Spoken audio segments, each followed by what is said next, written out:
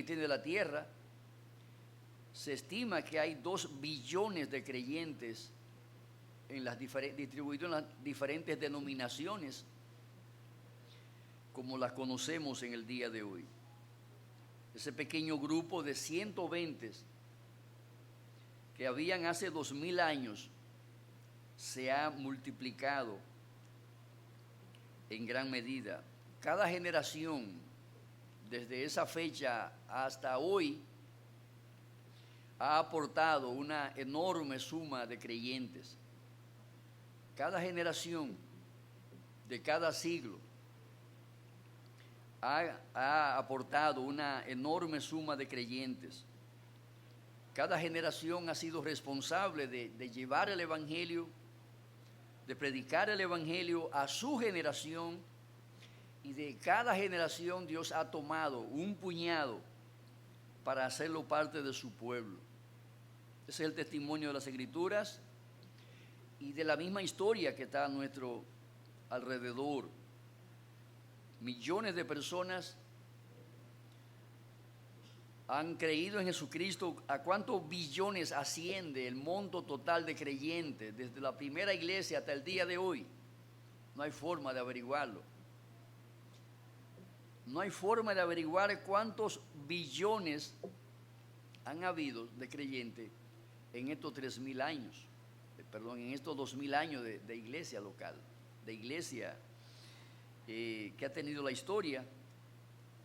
Pero evidentemente que el número es grande. Siempre pienso en lo que le dijeron a Abraham: mira para arriba las estrellas, una noche oscura y estrellada, cuéntala. ¿Tú puedes contarla? No. Bueno, pues así será el número de los creyentes. Mira la orilla del mar, ve a la orilla del mar, cuenta cuántos granos de arena tú crees que pueda contar de esa sumatoria que hay ahí. Es imposible. Dice, bueno, pues, y eso obviamente el Señor lo que estaba llamándole la atención era al número de creyentes, al número de sus hijos, no de los hijos de la carne, porque Israel es un puñado. No creo que pasen de 7 u 8 millones los judíos al día de hoy. Se refería allí a los hijos de Abraham, descendientes de él, en lo tocante a la fe.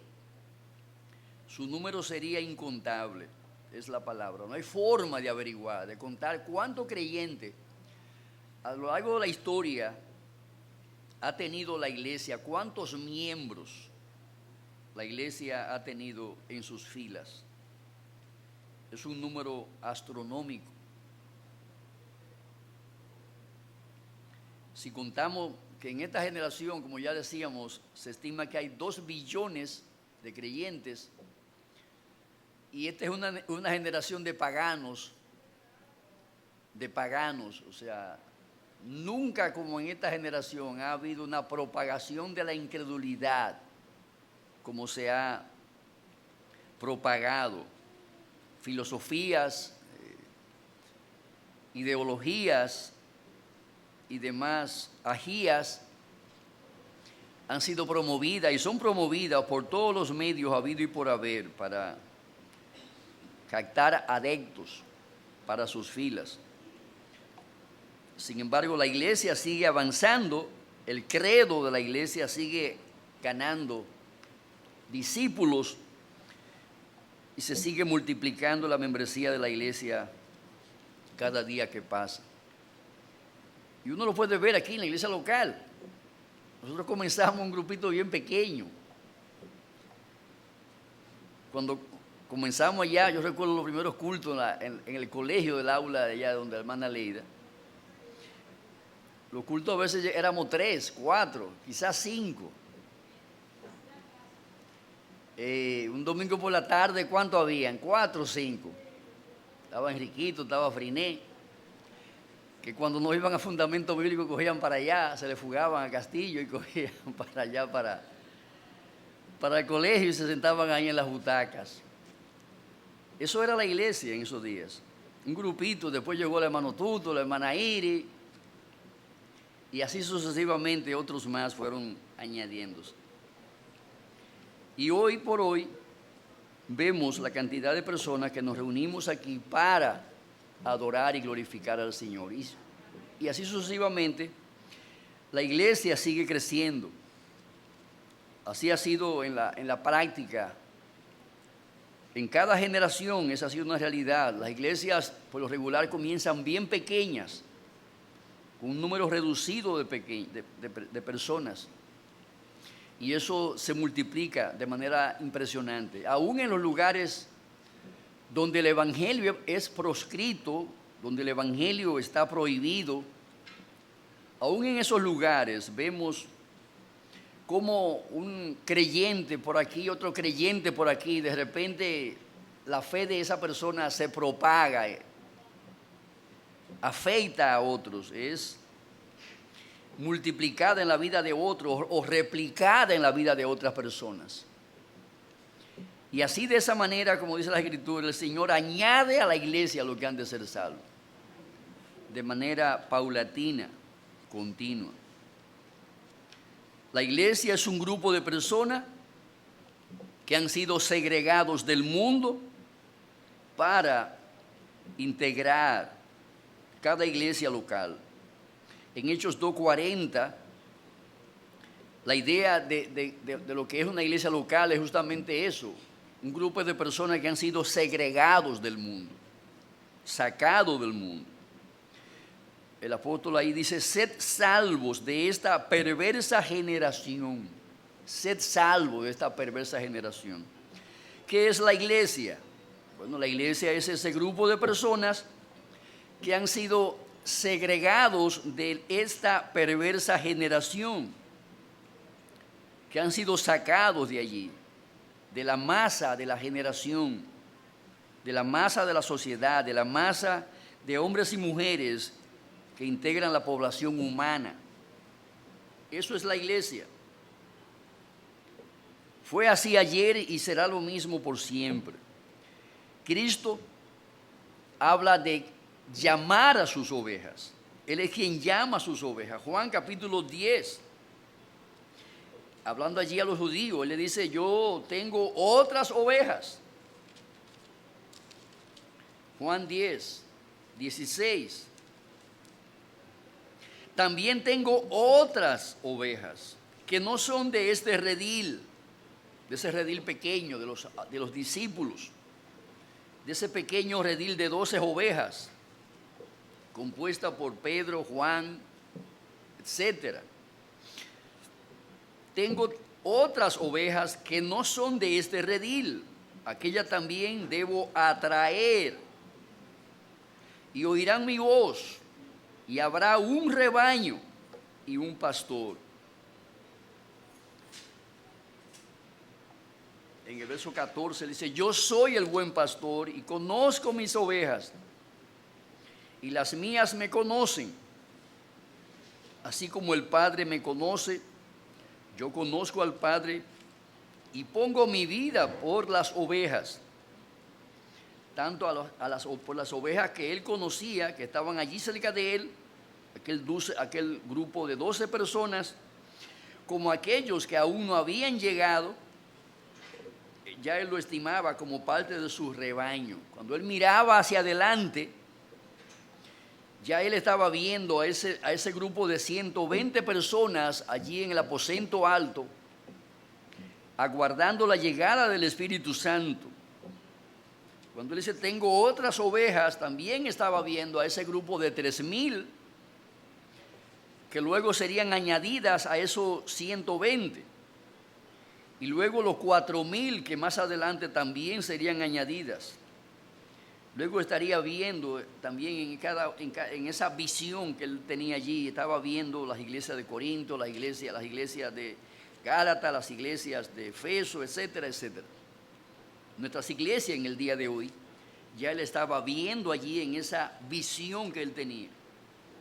Tengo otras ovejas. No solamente los judíos eran ovejas, como los apóstoles, también él veía allí a los gentiles como parte de esa iglesia. Como podemos observar, la formación de una iglesia, primero que nada, comienza con el llamamiento de Dios a los pecadores. Esa es la mecánica para formar una iglesia local. Una iglesia local se forma cuando Dios llama a pecadores. Los llama con un llamamiento que los teólogos llaman un llamamiento irresistible. Un llamamiento al cual no se le puede decir no, yo no voy, o aguántate, espera, voy en un rato. No, cuando Dios llama a uno que está perdido, ese llamamiento le da vida y la capacidad de responder al llamado. Romanos capítulo 8, verso 30. Y a los que predestinó, a estos también llamó. La iglesia está formada por los predestinados. A esos predestinados, en el tiempo de Dios, les hace un llamamiento, los llama. A los que llamó, a estos también justificó. A los que justificó, a estos también glorificó. Y ese pasaje es importante, se le llama la cadena de oro de la redención, porque ahí está planteado el programa de Dios para la vida de un creyente. Y naturalmente con ello está también revelado el plan de Dios para la formación de la iglesia. ¿Por quiénes está formada una iglesia? Bueno, está formada por aquellos a quien Dios predestinó, a quien también llamó, a quienes también justificó y a quienes también glorificó. Según el programa de Dios para la iglesia, como podemos observar, la iglesia ya está formada desde la eternidad pasada y su vida perdura hasta la eternidad futura. Es lo que se establece ahí en este texto.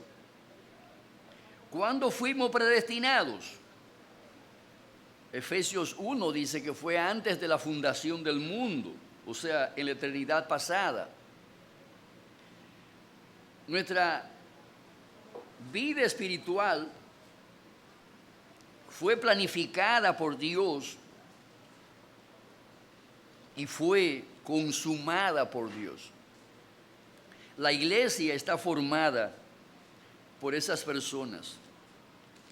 Una iglesia local es un grupo de gente predestinada, es un grupo de personas llamadas, es un grupo de personas justificadas, es un grupo de personas glorificadas. Eso es una iglesia local.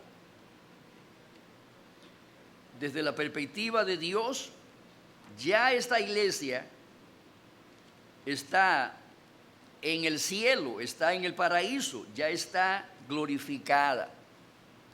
Sus miembros tienen un cuerpo semejante al cuerpo glorificado de nuestro Señor Jesucristo, que salió de la tumba 3 días después de haber sido enterrado. Así Dios ve, así los considera y así nos trata como personas que ya están glorificadas. No es que serán, es que ya están en el decreto de Dios, conformados a la imagen y semejanza de Cristo, después de haber salido de la tumba. Segunda a los Tesalonicenses, capítulo 2, verso 14, dice aquí la palabra de Dios: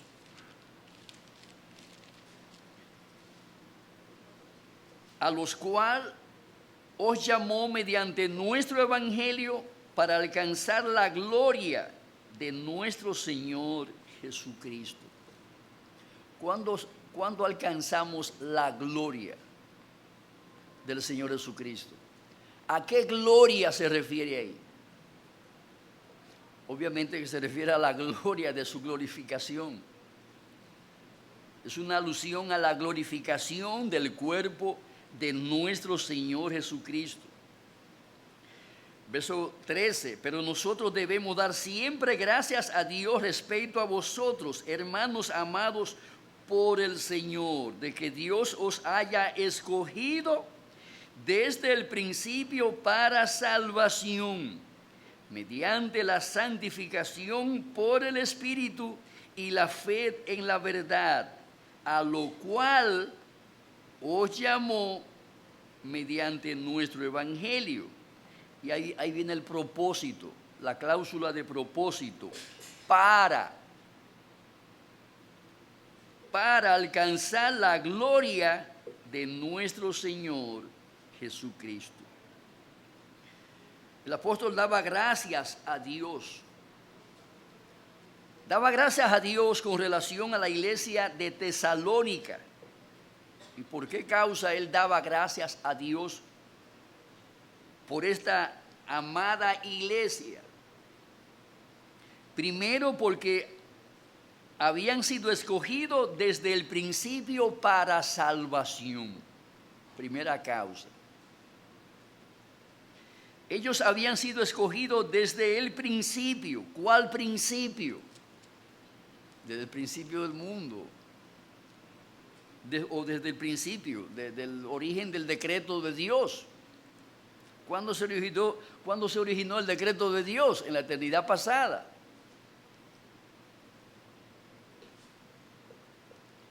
Pero también Él da gracia, no solamente porque fueron escogidos desde el principio para salvación, sino también porque ellos fueron escogidos para alcanzar la gloria de nuestro Señor Jesucristo.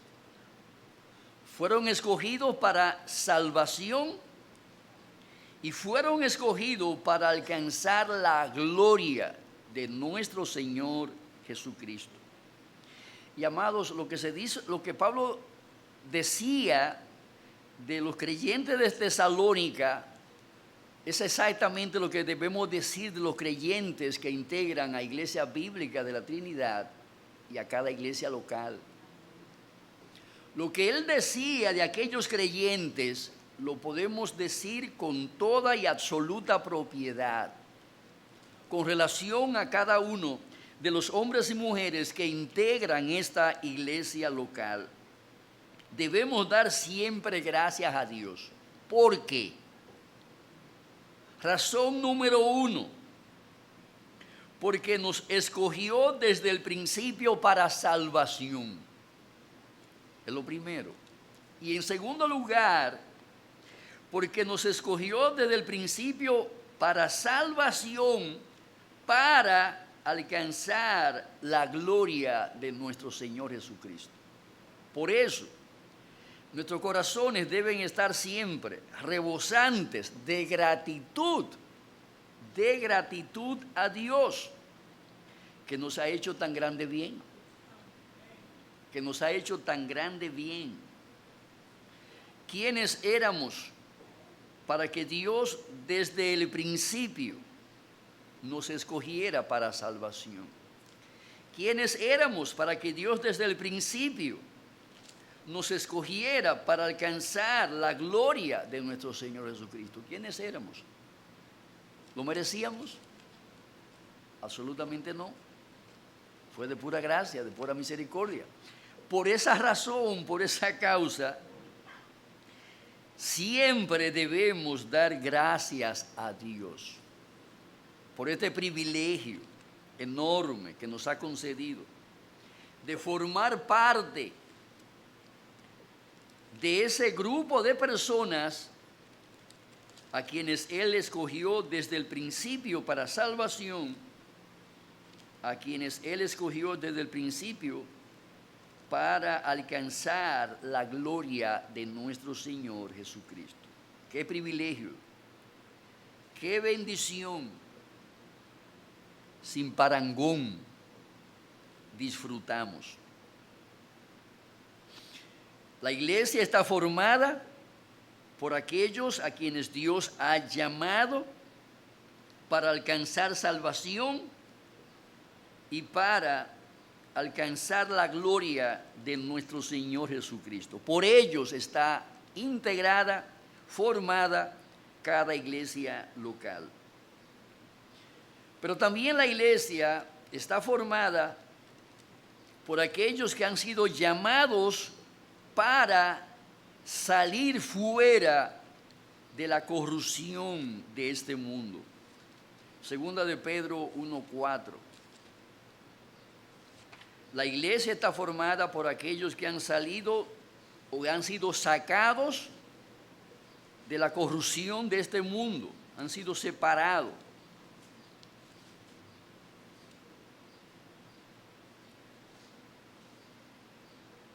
Segunda de Pedro 1:4. Dice aquí, versículo 3, como todas las cosas pertenecen a la vida y a la piedad,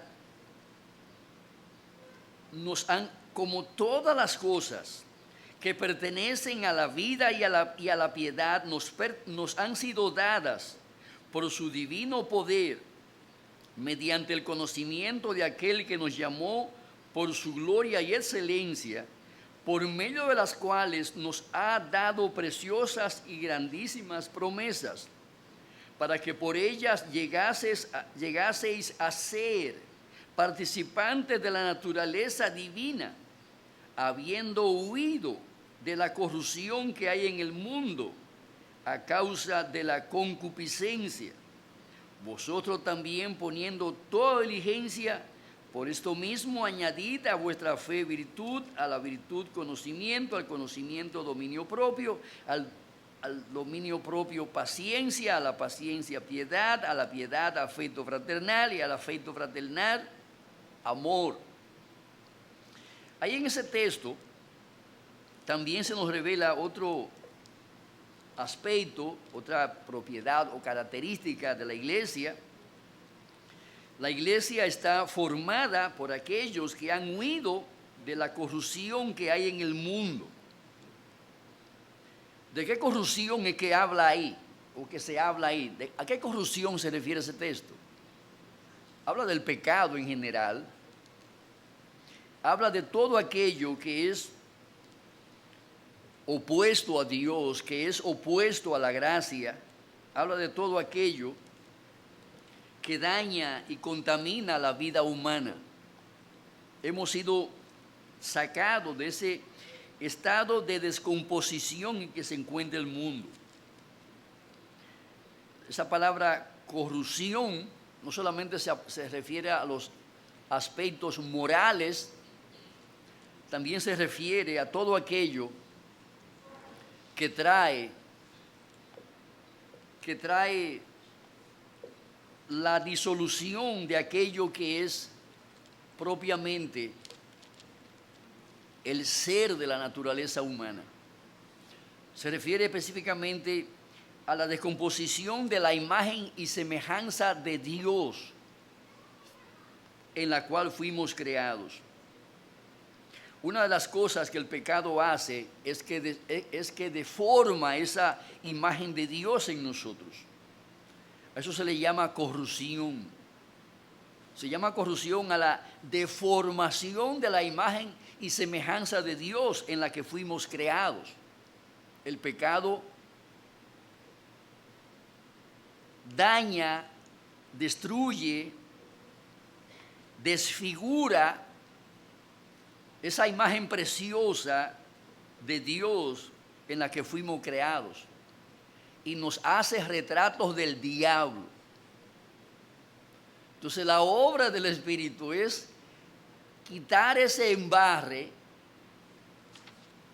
o esa corrupción que ha corrompido la imagen de Dios en nosotros para recrear la imagen de Dios que fue corrompida con el pecado original. A eso es que se refiere aquí el apóstol Pedro.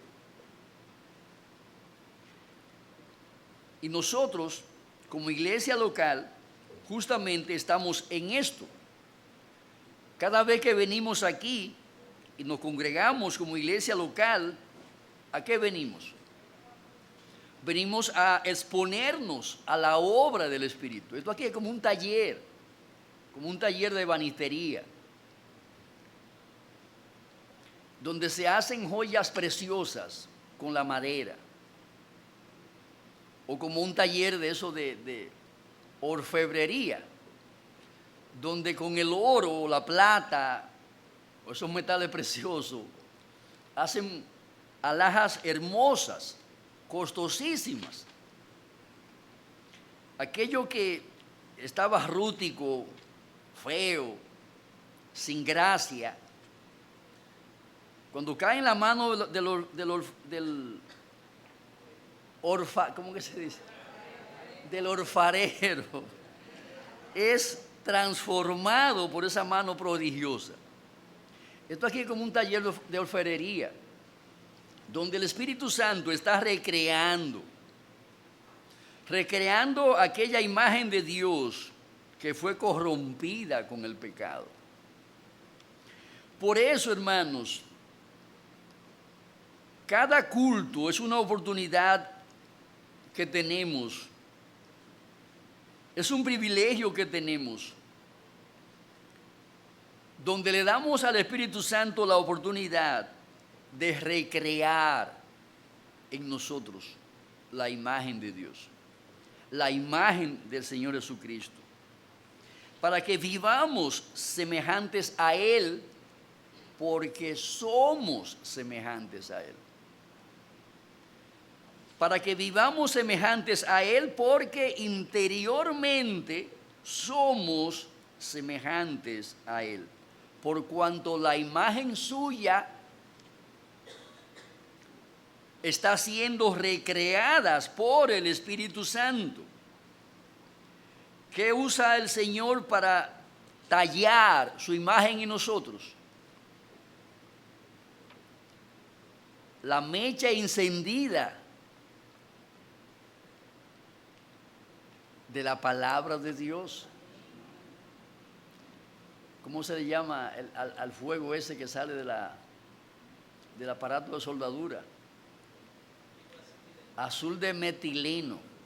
Muchas veces ese fuego está como el azul de metileno. Quema. Pero, amados hermanos, esa es la obra del Espíritu. Mientras más duro es el metal, más caliente debe ser puesto el fuego, ¿sí o no? Para poder sacar de allí una alhaja preciosa, hermosa, reluciente, que revele la gloria de aquel del cual nos apartamos cuando el pecado original se introdujo en nosotros, y todos sus frutos como consecuencia de eso. Nosotros, por la gracia de Dios, hemos huido de la corrupción que hay en el mundo a causa de la concupiscencia. De esa corrupción huimos en el mundo. Y la iglesia está compuesta justamente por aquellos que han huido de esa corrupción y están en el taller siendo tallados a la imagen y semejanza del Señor Jesucristo. De ellos está formada la iglesia local. La iglesia está formada por aquellos hombres y mujeres que la Biblia define como peregrinos y extranjeros. Primera de Pedro, capítulo 2, verso 11, perdón.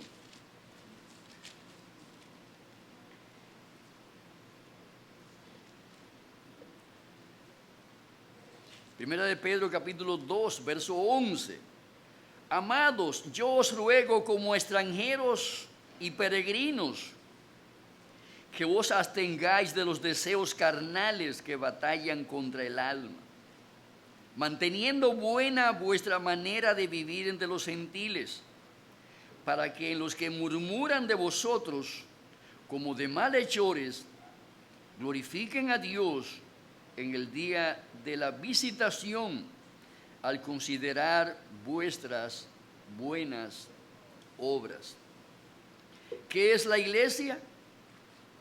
Es ese grupo de extranjeros y peregrinos que van caminando hacia su ciudad natal, su pueblo natal, hacia la nación de la cual proceden, el Israel de Dios, Canaán la celestial. Hacia allá viajamos, somos peregrinos. ¿Qué es este mundo para nosotros? Un lugar extraño, un lugar extraño. No pertenecemos a la cultura de este mundo, no pertenecemos a la idiosincrasia de este mundo, no pertenecemos a la ciudadanía de este mundo, pertenecemos a la patria celestial. Por eso, la iglesia está formada por extranjeros, por peregrinos. Pasamos de largo por cada poblado, no nos asentamos en ninguno, porque no pertenecemos a ellos. Cuando nosotros salimos del mundo,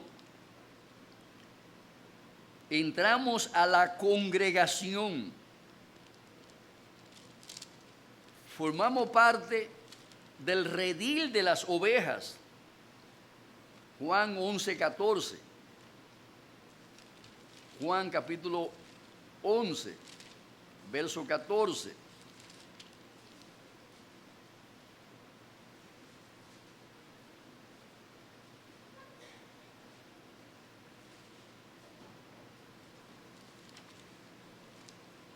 Perdón, Juan 11:52.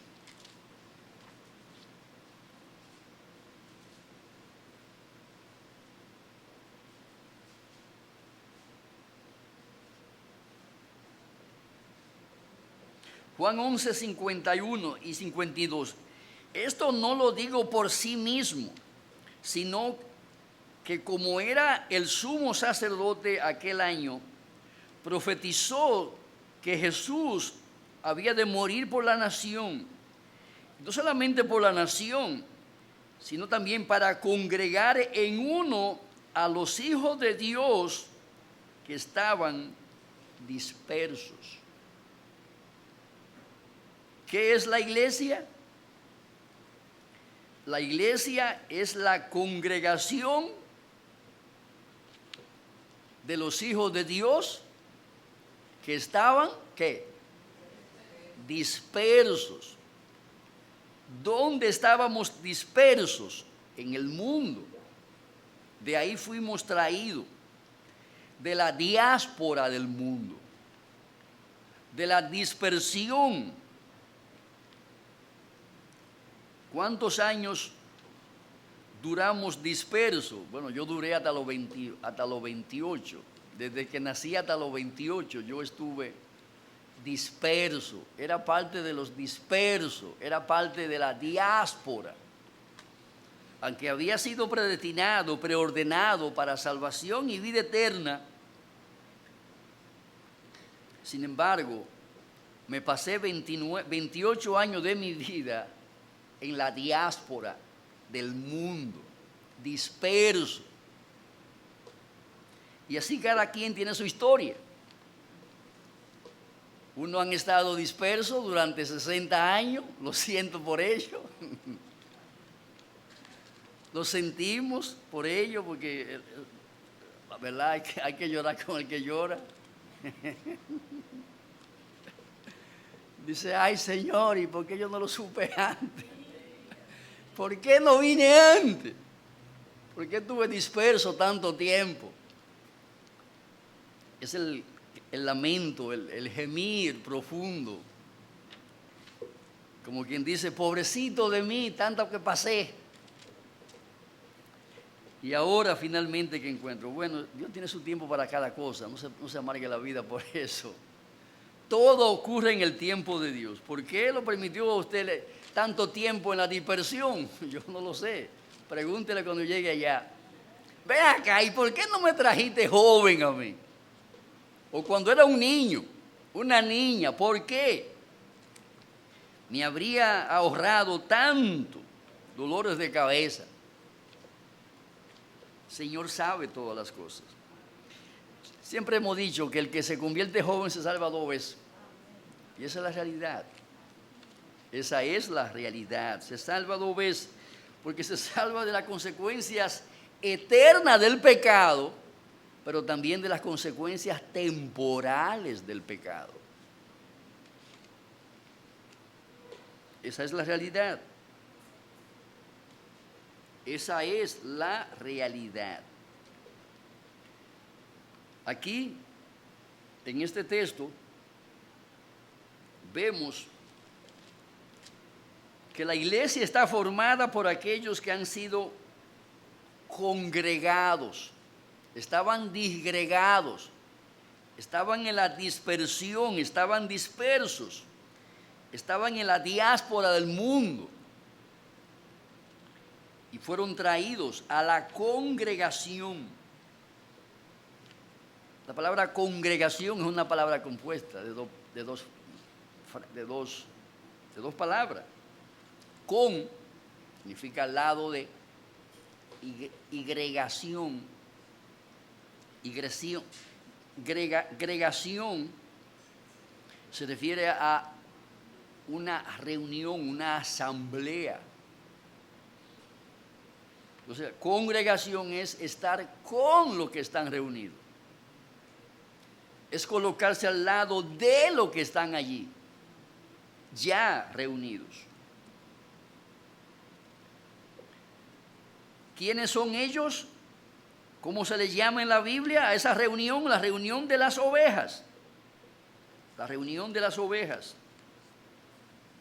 Y no solamente por la nación, sino también para congregar en uno a los hijos de Dios que estaban dispersos.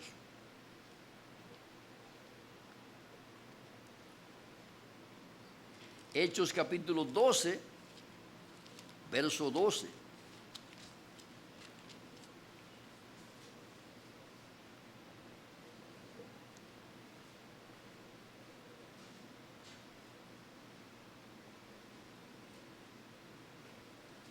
Hechos 12, 12.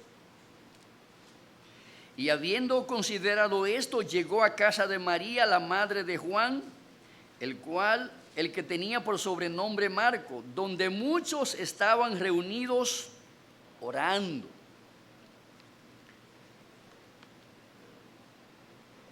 Estaban allí congregados.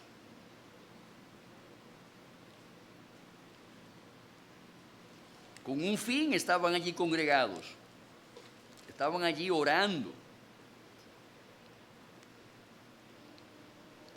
1 Corintios 14, 26.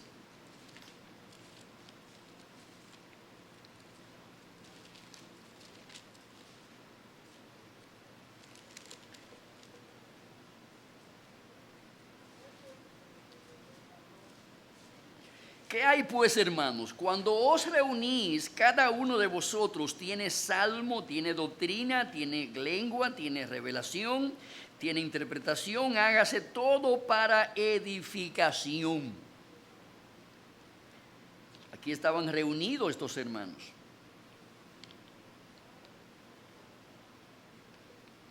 Efesios 1:10.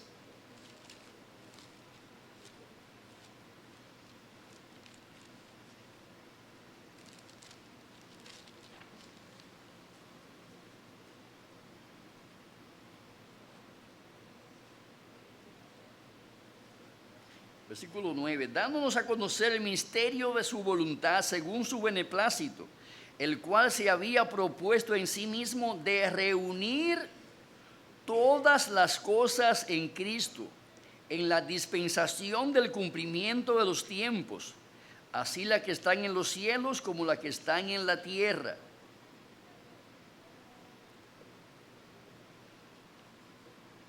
Esa es una expresión bonita de lo que es una iglesia local. Cuando nos reunimos como iglesia, aquí estamos reunidos gracias a que Dios ha dado a conocer el misterio de su voluntad, según su beneplácito, el cual se había propuesto reunir en sí mismo todas las cosas en Cristo. Cuando nos reunimos aquí, cuando nos damos cita en este lugar como iglesia local, Dios está reuniendo todas las cosas en Cristo. No te dice ahí, tanto las que están en los cielos como las que están en la tierra. Hay cosas que están sucediendo que están lejos de nuestra comprensión y del alcance de nuestra visión, de nuestros ojos. Por eso aquí se define eso como un misterio. Hay cosas que están sucediendo. Cuando se reúne una iglesia local para adorar, que nuestro entendimiento no es capaz de captarlo, de discernirlo, de entenderlo. Cosas extraordinarias.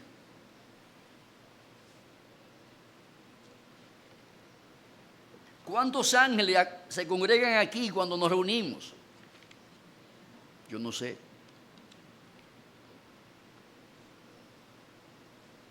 Pero es obvio que aquí vienen los ángeles, como vimos en el estudio que tuvimos acerca de la angelología. Es obvio que aquí llegan los ángeles cuando nos reunimos para ministrar nuestros corazones, para servirnos el banquete de la palabra de Dios, para atender a nuestras necesidades. Y también para participar de la adoración a Dios.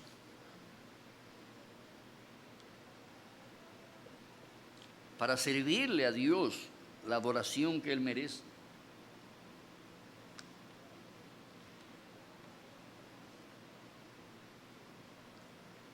El cual se había propuesto en sí mismo de reunir todas las cosas en Cristo, en la dispensación del cumplimiento de los tiempos, así las que están en los cielos como las que están en la tierra. Cuando nos reunimos aquí como iglesia local para celebrar los cultos, cosas grandes y extraordinarias acontecen, porque lo celestial y lo terrenal se dan cita para adorar y glorificar el nombre del Señor. Es una reunión singular cada culto. Por eso, hermanos, eso es un privilegio enorme que nos dispensa el Señor. El asistir a cada culto de la iglesia local, a cada reunión de la iglesia local, donde la iglesia cumple la razón de ser de su creación y de su existencia: adorar, glorificar y exaltar el nombre del Señor. Dar testimonio del Dios vivo y verdadero, que vive y permanece para siempre, que nos ha traído de la diáspora del mundo para formar parte de ese rebaño de ovejas, como lo define Cristo. Es una figura del lenguaje para describir la iglesia en términos muy pintorescos. Ahí Dios se define a sí mismo como el pastor, el que se ocupa de alimentarla, de guiar, de cuidar, de proteger, de fortalecer a sus ovejas. Esto es algo extraordinario. Hebreos capítulo 10, verso 33. Hebreos capítulo 10, verso 33.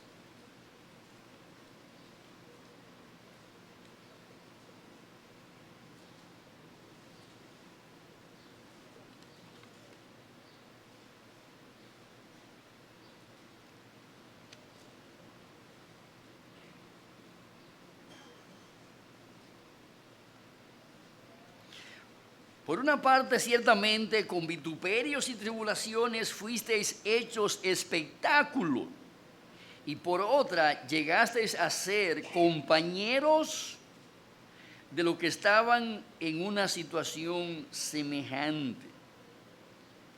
Y ese pasaje es interesante porque ahí también se habla de los miembros de la iglesia, de quienes forman la iglesia local.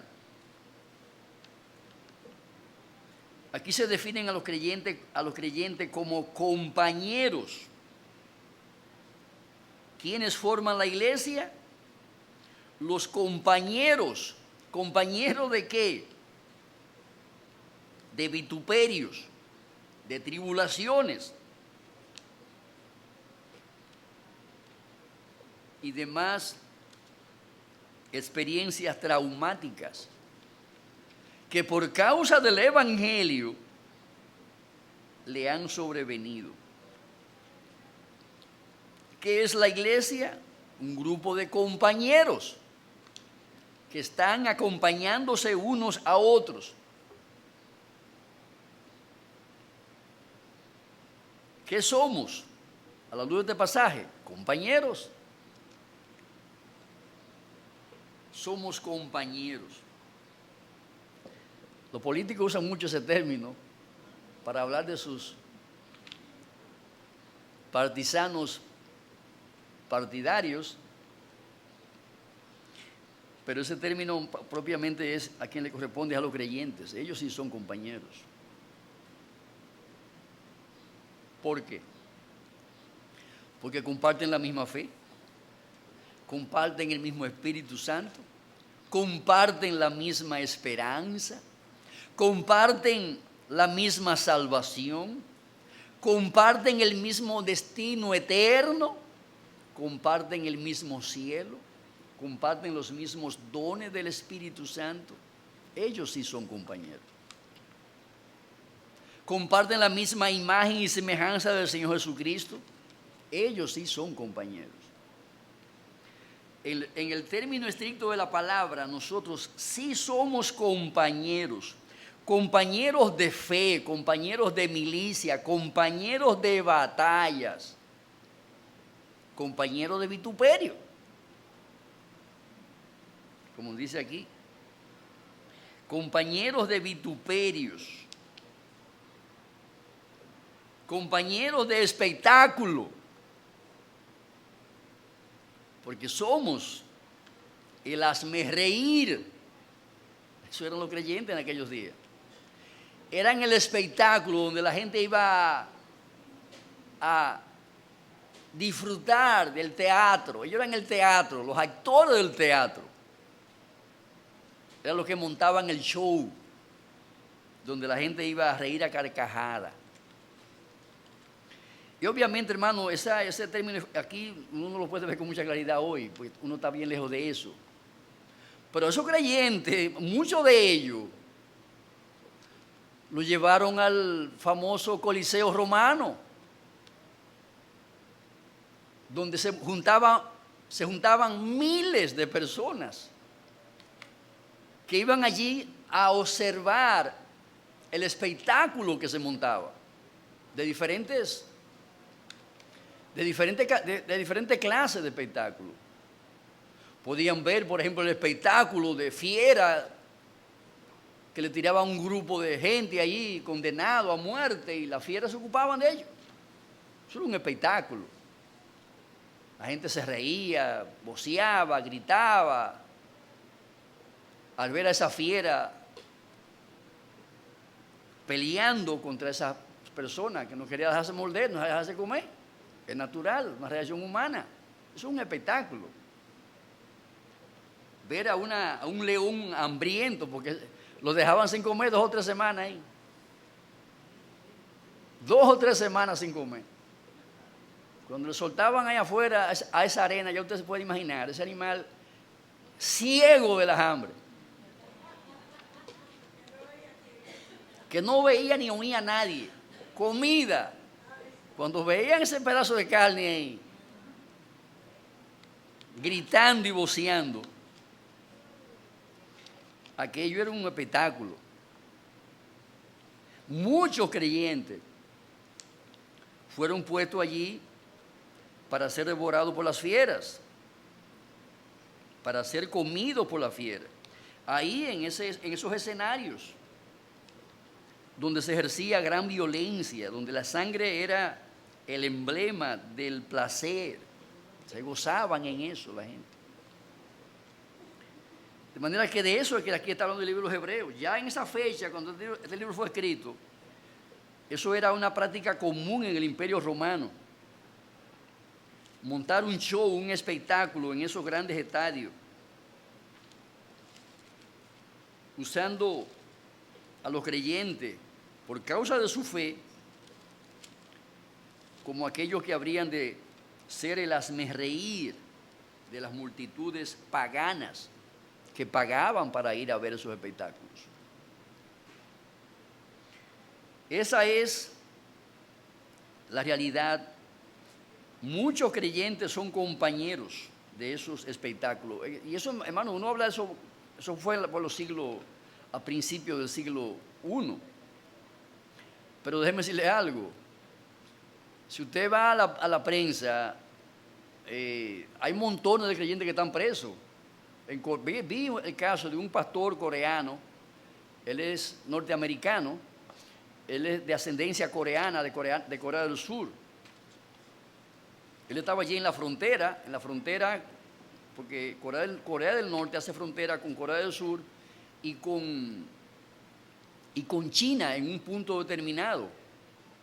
Y él estaba ahí en ese lugar, que es un mercado, de esos mercados que se hacen en las fronteras. Él estaba allí con un negocio. Ahora, en ese negocio, era un misionero, pastor. Era un negocio que él usaba como un parapeto, ¿verdad? Para distribuir Biblia entre los coreanos del norte. Le echaron mano. Y fue sentenciado a cadena perpetua. Su delito, regar Biblias. Ese fue su delito. Regalar Biblia a los norcoreanos. Condenado a trabajar sin cesar por el resto de su vida en una de esas minas norcoreanas. Amado, eso pasó en estos días pasados. No está hablando del principio del siglo. Eso es ahora. Hace 2 o 3 semanas pasó eso. De manera que lo que Pablo aquí, o el autor de los Hebreos, está diciendo, de aquellos viejos creyentes de principio de siglo, no es algo extraño a muchos creyentes en este siglo de las luces, 2000 años después de aquello. Esa es la realidad que viven muchos creyentes, sobre todo en esos países del orbe islamista, que sufren la implacable persecución del islamismo. La iglesia está formada por hombres y mujeres que son compañeros de milicia, compañeros de sufrimiento, de vituperio, como dice el apóstol. De los tales está formada la iglesia del Señor Jesucristo. Hermanos, eso es lo que nos enseña la Biblia de la iglesia como un grupo de personas que poseen esas cualidades, esas características. Que Dios nos conceda ser fieles miembros de esa iglesia, integrada por personas sencillas, pero creyentes, fieles, a nuestro Señor y Salvador Jesucristo. Que así sea hasta el día del Señor, de cada uno de nosotros.